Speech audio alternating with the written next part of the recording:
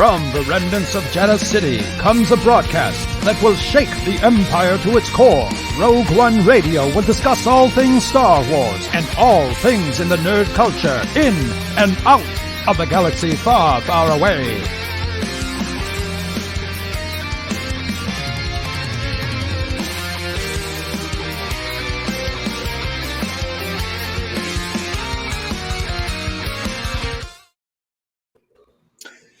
Hello, folks. This is a special edition of Rogue One Radio. It is Monday, February 7th, and today is Star Wars Podcast Day. So we have a special episode for you in celebration of Star Wars Podcast Day. So the significance of February 7th is that today, 23 years ago, the very first Star Wars related podcast was premiered. It was called Jedi Talk. And I have never listened to that podcast. In fact, I was just mentioning to DJ, I didn't even know they had podcasts 23 years ago, but here we are, Star Wars Podcast Day, and we're doing a special episode. And I think the rest of the Red 5 network, or quite a few of them, are also doing a special episode. So be sure to check those out as well. So check those out on, you can go to red5network.com and find all the other podcasts. But if you're checking out the Twitter, go to Red 5 Network. I'm pretty sure they're going to be linking all of the shows that are going to be included. And there is actually a Star Wars Podcast Day Twitter that will, I think, is going to be linking us all. So, but then also you can, of course, check our Twitter, and we will be sure to try to retweet everybody, at least in the Red 5 network, that is involved. So I'm here with my co-host DJ and Nicole. How are you folks doing? Hello. Cool. And so this, just to be sure, make sure everybody understands, this is not a regular episode of Rogue One Radio. We're still doing our live episode tomorrow, Tuesday night, where we're going to be covering the newest episode of Book of Boba Fett. But today, on this special episode, we are going to be talking about something very special. And like, what else are you going to do to celebrate Star Wars Podcast Day, but talk about, let me get it pulled up, get the opening crawl pulled up here for you. Dun, dun, dun. And here we go.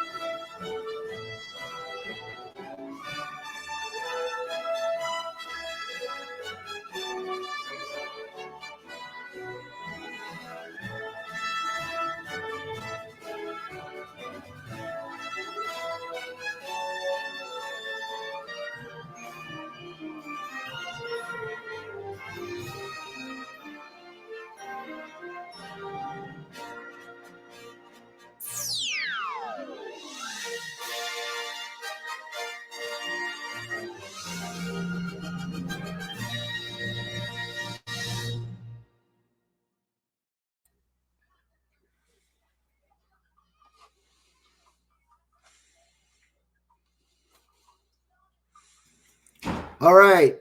So, Spaceballs, we will be talking about that 1987 classic that really should be canon in the Star Wars universe. Nicole popped out for just a second, but she'll be back with us. So, yeah, let's first, everyone knows that Spaceballs is a parody of Star Wars, and written by the best parody maker, I think, of all time, Mel Brooks. Definitely. Some of Mel Brooks' other work that he's done. History of the World Part 1. I mean, History of the World Part 1. There was Blazing Saddles and Young Frankenstein, Silent Movie, Robin Hood Men in Tights, Dracula Dead and Loving It. I forgot about that one. Oh, yeah. That was just, I mean, he's just, he's made a genre almost all to himself of things that that he's parried, and it's absolutely amazing. The cool thing I found while looking into this movie was they Mel Brooks, when he wrote it, he actually sent a copy of the script to George Lucas for his approval, since it borrowed so heavily from Star Wars. And George Lucas was, said he was a fan of Mel Brooks, loved Blazing Saddles and Young Frankenstein or Frankenstein. It's Frankenstein. I've heard it both ways. And that his only request was that they don't produce any action figures for the movie.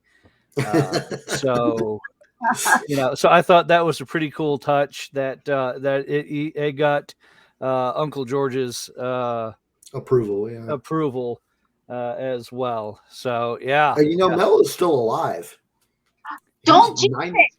He's 95 years old. He's going to live forever. He's got to live long enough to do Spaceballs too.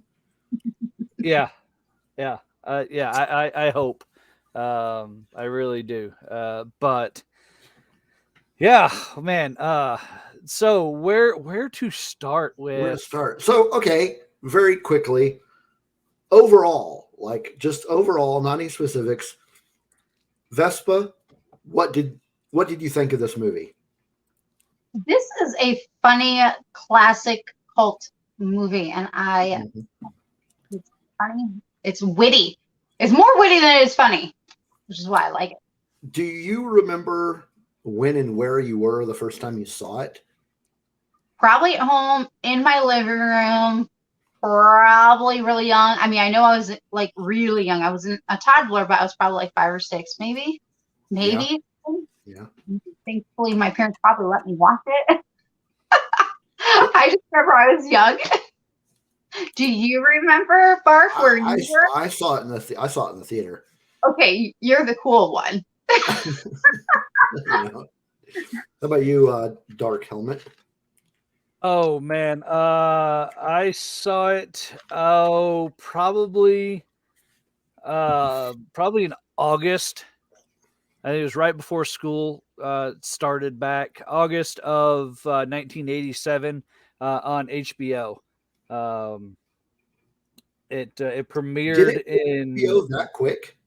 It came to HBO in June of June 24th, I thought. No, that was the original release. No, was that the original? Yeah, that's the original release date. Now it didn't take long. It was only in the theaters for like 6 months, I believe, 6 to 8 months, and then they pulled it out because they had other movies that, it wasn't a blockbuster hit.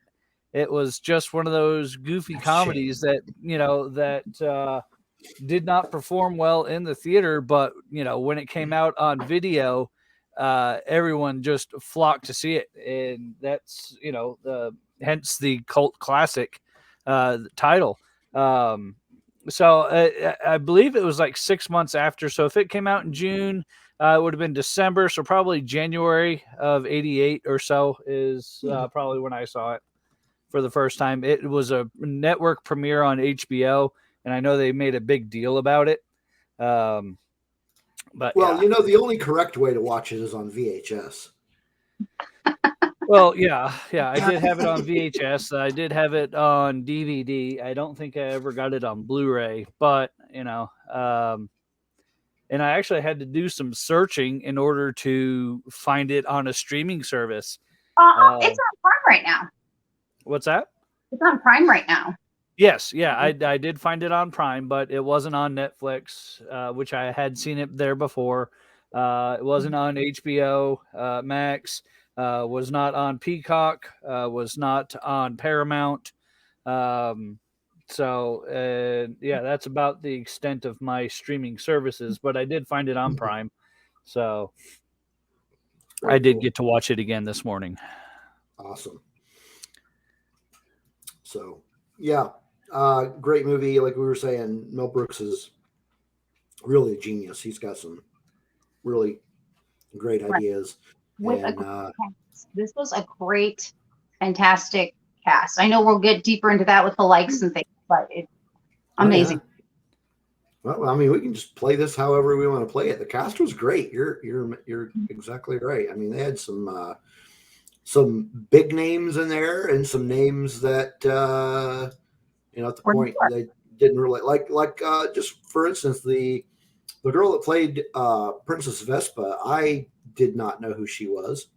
Oh, I did because she was in a few other 80s movies, but I came to know her beyond Princess Vespa. She was on Melrose Place as Daphne. Okay, so I didn't watch Melrose Place, but when the movie came out, she had only been in a handful of movies, and the only one that, like, looking at the Wikipedia article on Daphne, the only one of these movies that she was in prior to Spaceballs that I'd heard of, or that I have heard of, is Vision Quest. And she played a very small role in that film. But other than her, I mean, there were huge names in there. You had, of course, Bill Pullman and John Candy and Joan Rivers and Rick Moranis, Dick Van Patten. At that time, Bill Pullman, though, wasn't known to us as he is now. He goes, Mel Brooks and his wife saw him in a play and then had him come and be Lone Star. They wanted somebody else bigger, like Tom Hanks or Tom Cruise. They couldn't get them. Both of them turned it down. And so went, hey, that's our Lone Star. And it worked out. Yeah, it worked out really well. I think he did a great job. And again, because we had all those other bigger names coming already, and of course my personal favorite, Barf, played by John Candy, was already there. So I think and Rick Moranis, they're both two amazing comedians, during that time. And correct. Well, yeah. And who can forget Dom DeLuise as the voice of the best character in the movie, Pizza the Hut? Your favorite character? He's pretty hilarious. Yes, that's a pretty cool character. Long lost cousin of Jabba.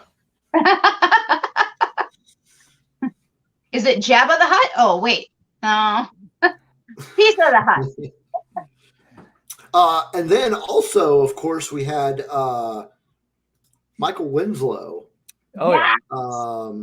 Who prior to that. He had done quite a few of the Police Academy films. Yes.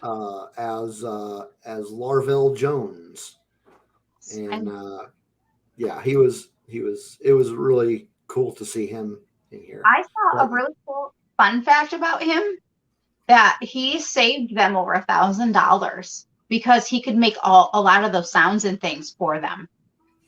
That's cool. Yeah, I helped him as radar. So imagine that. I mean, kudos. I cannot make all those really, really cool sounds, but he can, and I just think it's amazing. Right. Yeah, it's pretty cool. I guess like his biggest one, was Police Academy. That was 1984. He did the voice for or a lot of the voices for Gremlins in 84. Wow, that's right. Police Academy 2 in 85. 3 and 4 in 86 and 87.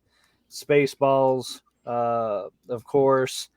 I'm trying to think if he did. He's done other stuff since then.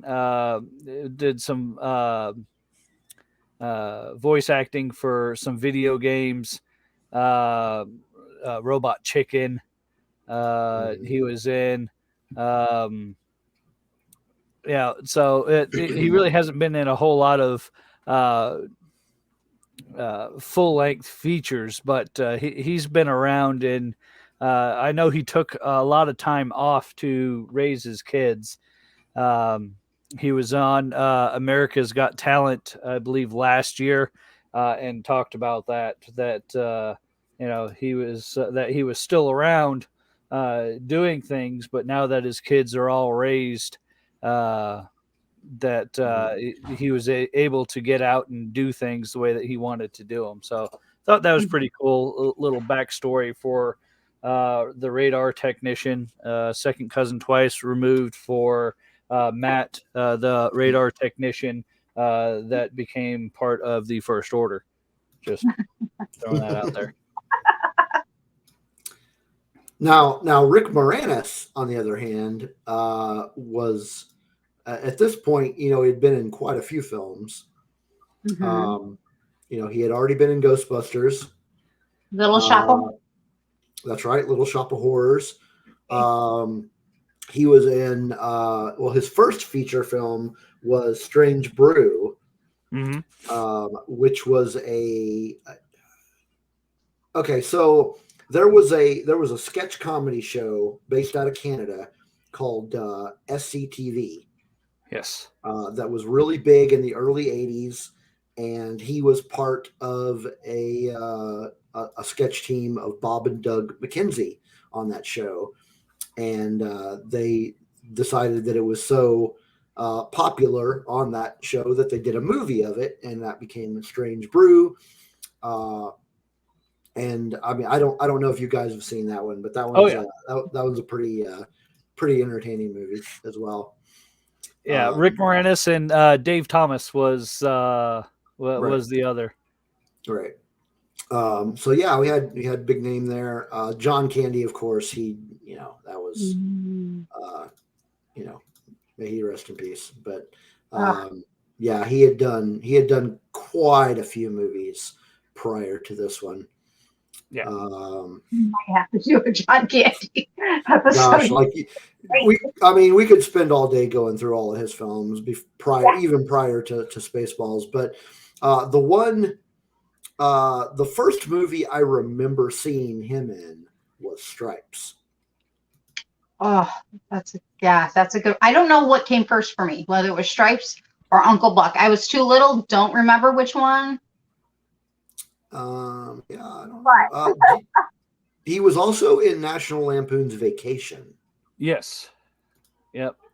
That was 1983. Stripes was 81. He was also in Blues Brothers.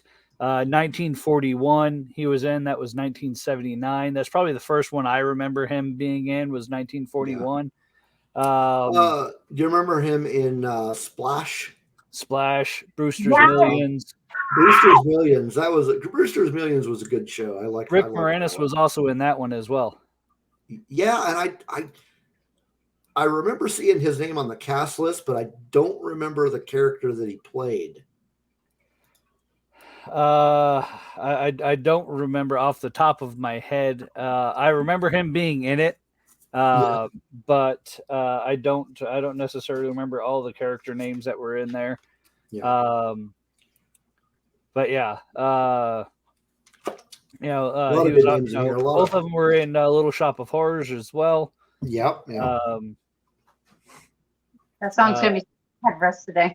Yeah, and then of course, 87 was huge for John Candy because he also did Planes, Trains, and Automobiles as well as Spaceballs.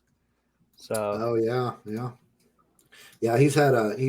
He did have a really great career. yes. And we definitely miss him. What was the last movie he did? Wasn't it Canadian Bacon? Yes. That was actually a good movie. I liked that one. See, and that one was filmed in 93, but it only it came out in 95. Yeah, after he'd already. Yeah. Yeah, he did Wagons East before that.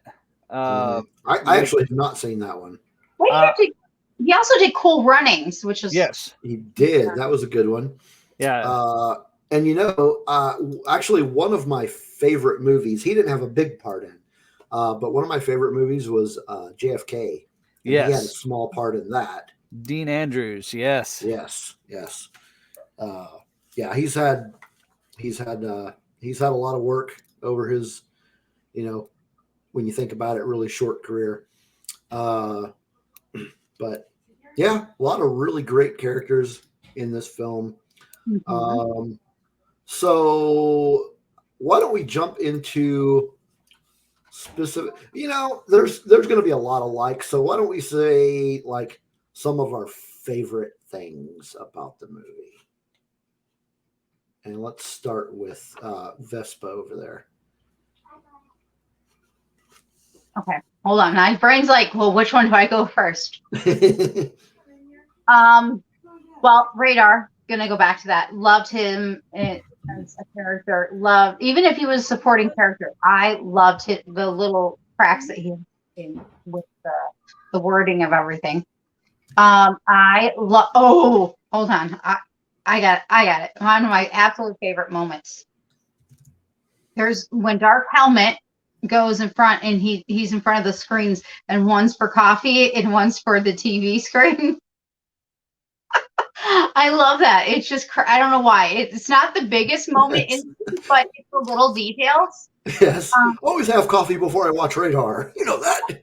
Exactly. And it's funny.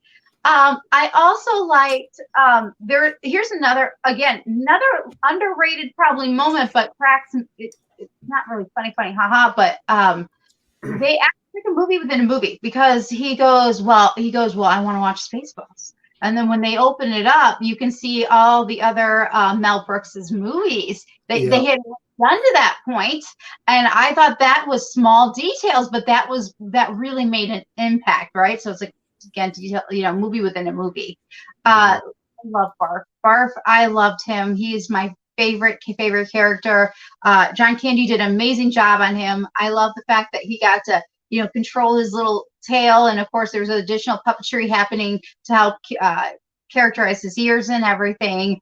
I loved him throughout this whole movie.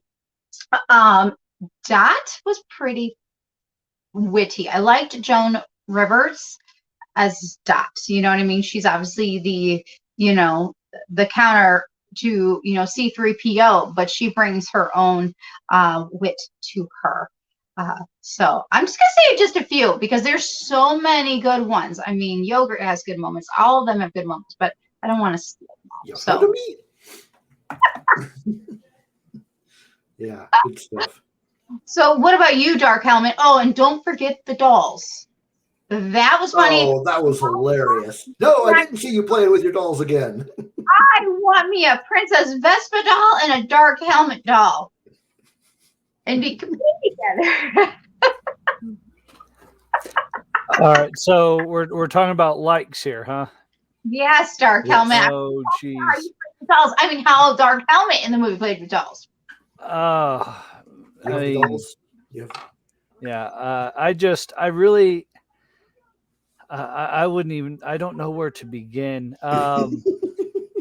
Some of the more crazy, the things that I really enjoyed were visual effects or sound effects. So everyone knows that Star Wars movies all open up in space with a ship of some sort. Mhm. So when we first get this ship and it starts to go across the screen and you wait and it's still going across the screen and you wait and it's still there and it's still going across, and I'm like, I'm almost looking at my watch. How, it's like, wow. And it just the play on that and the intricacies involved, and how do you even come up with, all right, well, every Star Wars movie, and up to this point there were only 3, everyone shows a starship. So let's see, we're going to put a starship in here, but how do we make this funny? We're just going to drag this sucker out as long as we possibly can. And then to have the engines come up and then it has a bumper sticker on it. We break for nobody. Well, I mean, it was a transformer that they used instead, right? Like not like Transformer the show, but like, well, you don't know that till the end. oh, oops. I thought that was the type of Mega Maid. Yeah. Transformer. So I mean that and then it's other stuff. Even at the opening crawl, to have the and it wasn't quite the sound of like a E11 blaster from Star Wars, but it's just pew pew pew, randomly thrown in there. I thought was just absolutely amazing. How do you spoof the Millennium Falcon? You turn it into a stinking Winnebago, a Winnebago with wings, and that was just, I mean, it looked homey, just like the Millennium Falcon. It had all the comforts that you would possibly need. Barf's room was even had a fire hydrant in there. It had all those little small details were absolutely amazing in this movie. It's just even the merchandise, yogurt, when he opens up his stand and it's got all of the Spaceballs, Spaceballs the movie, Flamethrower everywhere. The flamethrower he had, but there was Spaceballs the movie towels, Spaceballs the movie toilet paper. I mean, it was just absolutely marketed, out the wazoo, and it's just and they had all this in place while they were filming the movie, and that itself was just absolutely amazing that they went to all that detail and have all these merchandising things that they could have available on set to just poke fun at itself. It's absolutely awesome. The pop culture callbacks that the movie has is absolutely incredible. Not just Star Wars, but it goes after many different franchises, and I'm sure we'll get to that in a little bit as well. Mm-hmm. Steve, I don't know, what about you? What couple of favorite things? I loved the Winnebago. That was great. I loved the Dink Dinks. Yes. And then a couple of my other favorite things about the movie kind of carries over into what you were just mentioning. I loved the callback to Aliens at the diner. Loved the alien doing his little dance. That was hilarious. That may very well be one of my favorite things about the entire movie. Hello, my baby. Check, please.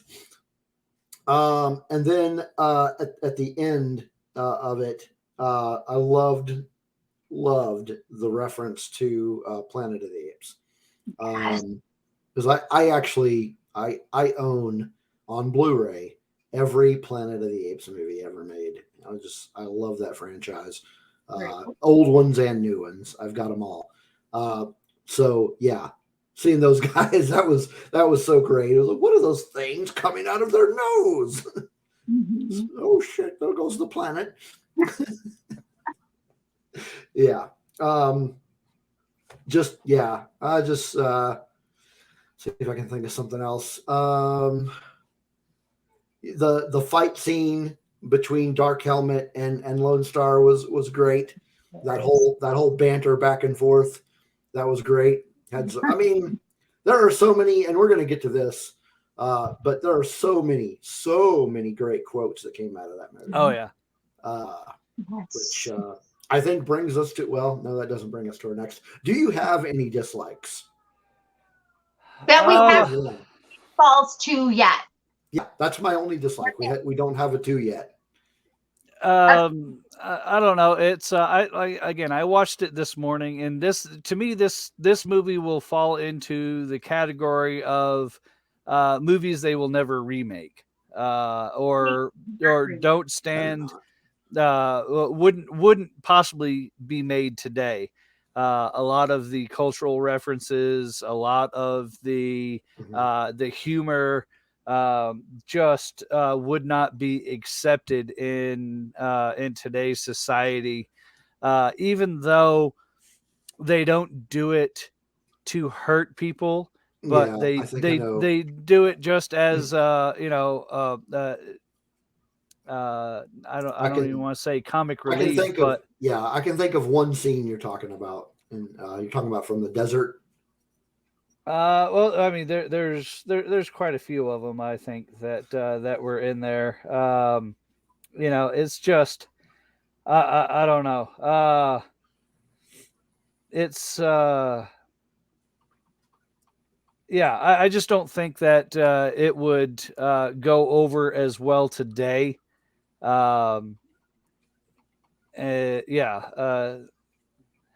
My wife, she's 6 years younger than me. She just didn't really quite get it. And, I don't know if today, if I showed it to like my 18-year-old, she probably would turn it off in the first 5 minutes and just be like, just not her, her type of thing. Yeah. But she loves Star Wars, but I just don't think that, I think the humor is way up there. And today's younger audience just won't be able to catch a lot of the things that they were referring to or making jokes of. So, but yeah. I mean, other than that, it's a movie from my childhood. I'll absolutely love this movie from here till whenever. Not really any dislikes. I almost wish we would have gotten more callbacks to some of Mel Brooks's other movies. I know we saw them on the VHS in that are in the cabinet, but I would have loved to seen maybe a few callbacks while they're in the desert to, say, like Blazing Saddles. I think quote though, there is a Blazing quote that does get said, but it's not like quote. Well, the Blazing Sun is right. Yeah. But I think I would have liked to have seen a little more callbacks to some of Mel Brooks's other movies. A character that was named Frankenstein, or Frau, I can't remember what her Blucher, Frau Blucher. It's something like that would have just something from his other movies that just would have made it a little more over the top. But I liked what we saw. I don't think we'll ever get a Spaceballs 2, but one can always remain hopeful. I think it's getting harder because now we have Mel Brooks up in his 90s, and not to say that he wouldn't, but I think we're at a point now where it's going to get a little bit harder. Yeah. Long, So, and then you take that risk. Do we do it for the fans and risk that this may or may not be as good, or it could be as, we don't know. Yeah. So it's a risk. If they ever shall do it, they shall take. But I mean, and they even reference that even in the movie, Spaceballs, making more money or whatever it's called. Spaceballs 2, In Search of More Money. Well, and I'd heard that Rick Moranis did approach Mel Brooks years later, like, Spaceball 3, you know what I mean, looking for Spaceballs 2, But again, we're no longer, it's no longer the 90s. I mean, thousands.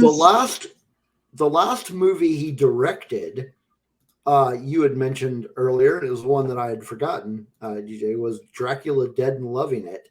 And that was 1995. Yeah. So it's been a really long time since he's directed a movie. Yeah. So I don't know. I mean, it'd be great but to your point, it may not be as good. So maybe it's good that we don't have a sequel. And I mean, and he did a great job. He was a good, as a director. He also starred in this. He was in this movie twice. He was Yogurt and President Scroob. Which of course he had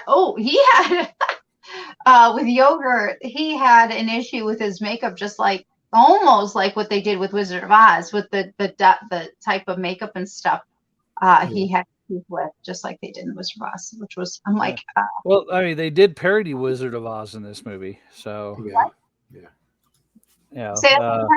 that they did parody Wizard of Oz. Yeah. So it's Dot Matrix would be the Tin Man, Barf is the lion, Lone Star is the scarecrow, and Vespa is Dorothy. Well, but what I'm saying though is that this was a real life actual issue. It wasn't just like a parody. Yeah. This what actually happened. Like originally for the Tin, the makeup had issues with the original actor, and then this time around with Mel Brooks, except it was not silver, it was gold.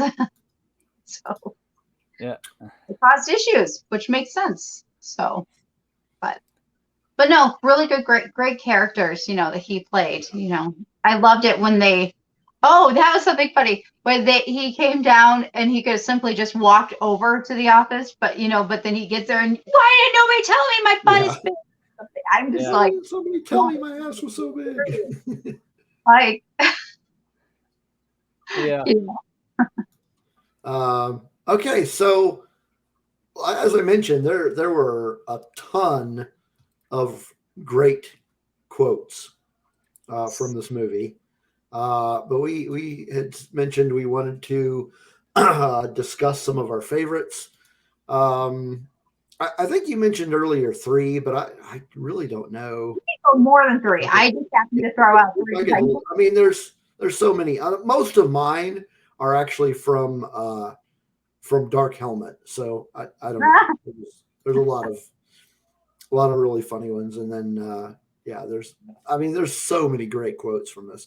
So why don't you go ahead and list a couple of yours, Nicole? Vespa. Yes, Vespa. Okay.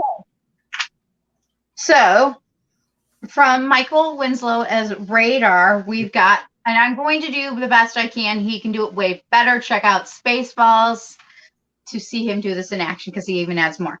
He says, I've lost the bleeps, I've lost the sweeps, and I've lost the creeps. And in the movie, it's just so funny because he adds all those additional things, all the additional sounds when he's doing it, and it's just funny. And it's him. I think it's both him as the character and him as a person, because I'm just like, you could just kind of see it.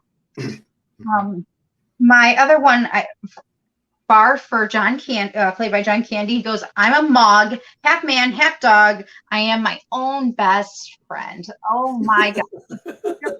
I love Chewbacca.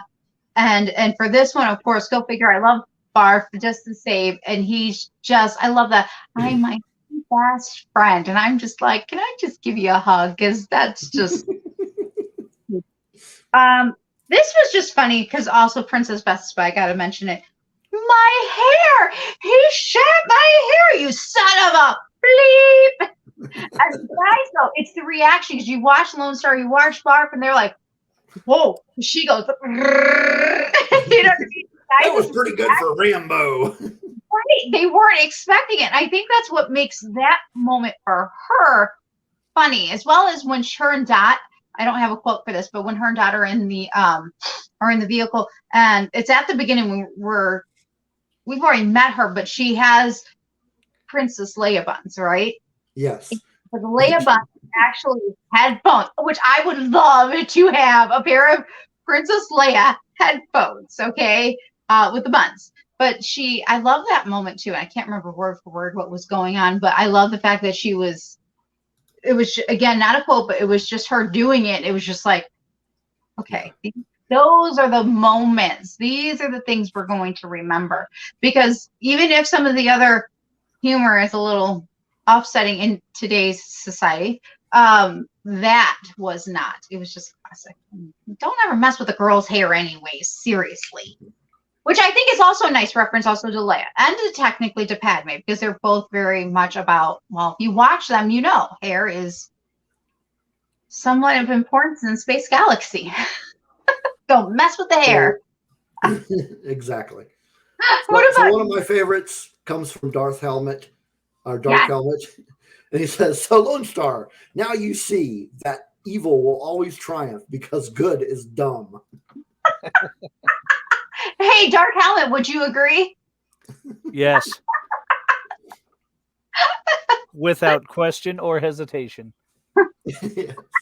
And then, another one of my favorite quotes is from President Scroob, which is, so the quote itself isn't like terribly funny in and of itself, but when you remember a conversation from just a few minutes prior to that, where the quote is, amazing, that's the same combination I have on my luggage.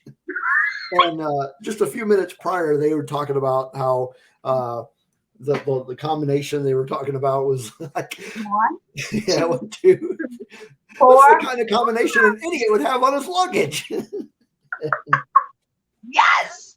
Yeah. How about you, Dark Helmet? What are some of your favorite quotes? I am your father's brother's nephew's cousin's former roommate. So what does that make us? Nothing. Nothing. Nothing. So yeah, that's I love that. Because everyone expects, I am your father. He's been searching for who his family is, and Lone Star has, and so you almost expect the I am your father line there, and he just absolutely surpasses that. So that was amazing. Another one was from Barf, where he says, "Look, Your Highness, it's not that we're afraid. Far from it. It's just we got this thing about death. It's not us." And it's just, I mean, it's like, wow, that's so well delivered. Another ironic one, Dark Helmet says, "So at last we meet for the first time, for the last time," and it just they kind of stop and look, and it's so much fourth wall is broken in this movie. It's it just makes it great. And then I'm going to give one last one, and this was actually done from the Minister, since Princess Vespa was supposed to be getting married. Oh, gosh. I know which one you're going to mention. I love this one. He said, "Excuse me, I'm trying to conduct a wedding here, which has nothing to do with love. Please be quiet." And that's one of my favorites too. Oh, that was her second attempt to marry Prince Valium. Oh, not bad. Oh, man, which was a great character, because they stole the look right from Prince Valiant, and he was always yawning and sleepy, just like Valium makes you do. So it's it was the thought process involved in just the details is remarkable. Oh, Vespa, did you see my birthday shirt? I don't think you were online when I showed it off. having a technology issue. Ooh, you're Boba Fett. Oh, sweet. I like the slave one inside. I like all the details. Very cool. That's really cool. Very So we've got a giveaway we're gonna do. Oh yeah. Oh, hold on. We're not done yet with quotes. We're not. What do you mean? I thought we were done with quotes. Yogurt quotes yet. Oh, You got a doozy. Do y'all want to do it or you want me to? I can. You can do it. he doesn't look Jewish. Well, you know what? Hold on. Let me throw in a few more. John Hurt's Aliens. Oh, no, not that again. Yeah. God willing, we'll all meet again in Spaceballs, the search for more money, yogurt. But our favorite, or my personal favorite, may the Schwartz be with you. May the Schwartz be with you. Yes. I see your Schwartz is as big as mine. I hate it when I get my Schwartz twisted. Now, I'm just curious because we haven't yet even talked really about, there is a lot of references. We talked about, Planet of the Apes. We talked about, aliens. There's that perspective there too. I want to throw out, and I don't know if this was done on purpose, but there is a moment where Barf and Lone Star are carrying Dot and Vespa through the desert, in sand. And all I can think of now in modern day is how much Anakin, so this is obviously before prequel, so this was not done on purpose. But like now in hindsight, it's like, how did they know that was coming? Because Anakin hates the sand and they're carrying him through the sand. Again, small details, things that, the prequels hadn't even come out now I think about it. But isn't that interesting that had happened beforehand? We've caught a few things. Of course, Vespa is a name that comes up now in Book of Boba Fett. DJ, you actually, Dark Helmet, sir. You actually caught something early on in the Book of Boba Fett that is also in Spaceballs that you have mentioned. Oh yeah, the combing of the desert. Yeah. What was that? Yeah, I forgot about that aspect of it, but I'm sure it's not a. Maybe it was a reference to Spaceballs, but I saw it and I immediately thought of Spaceballs because it looks like that there's a giant comb that's right there in the middle of the desert, and I'm like, what in the world? Oh, they're combing the desert. It does make you kind of wonder, though, because we do have Vespas all of a sudden, and there just seems to be little things hidden away. We know that Star Wars is known for all of its Easter eggs, so I think it's just really interesting that we've kind of gotten some Spaceball references within Book of Boba Fett, whether they meant to do it or they didn't, but I think they kind of did it on purpose. Very, very possible. Yeah. Any other references y'all can think of? Because Planet of the Apes, which is really cool. Oh, the Millennium Falcon, of course, makes its appearance. Its own cameo with the diner scene. Oh yeah. I missed that one, I guess. Yeah, thank you, George Lucas, for liking Spaceballs even beforehand, and of course, letting his ILM come in, and the Millennium Falcon is in the diner scene. If you look, it's outside. It's in through the windows and stuff. Oh, I'll have to check it out again. Now he's like, wait, I gotta go back. I gotta go back and watch that. Wait. And invite your 18-year-old daughter to watch. Maybe she'll sit down and enjoy it. Maybe. But yeah, it's getting close to time to wrap up this one. But we did have a giveaway that we wanted to partake in. So Nicole, what's the details on that? Okay. So a couple different ways that you can get in on our Spaceballs giveaway. One, you have to like this video and leave us a comment. And two, I have a trivia question that you also must answer. Okay. The trivia question is, which variety show was allowed by George Lucas to show off Star Wars characters before the movie came out? Please DM us at Rogue One Radio on Twitter with your answer. Please do not leave it in the comments or we will delete it. Please DM it to us on Rogue One Radio in Twitter. And that is the question. Making it tough on And a them. special extra credit goes to anybody who subscribes to our YouTube channel. Yeah. Oh, and to our Patreons too. Oh, exactly. Yes, we do have a Patreon. So just look us up, Rogue One Radio, on patreon.com. And yes, we would absolutely appreciate your support there. No amount on there is too small. Yep. So please like this video, drop a comment, DM us with the answer. We'll actually make an announcement on February 15th, which is our final review of the Book of Boba Fett. Yes. All right. And of course, be back on our YouTube channel tomorrow night, Tuesday. And check out all the Red 5 podcasts. And make sure you check out all the other podcasts that are doing special editions for Star Wars Podcast Day. And as always, may the Force be with you. May the Schwartz be with you. Yes, may the Schwartz be with you. Yes.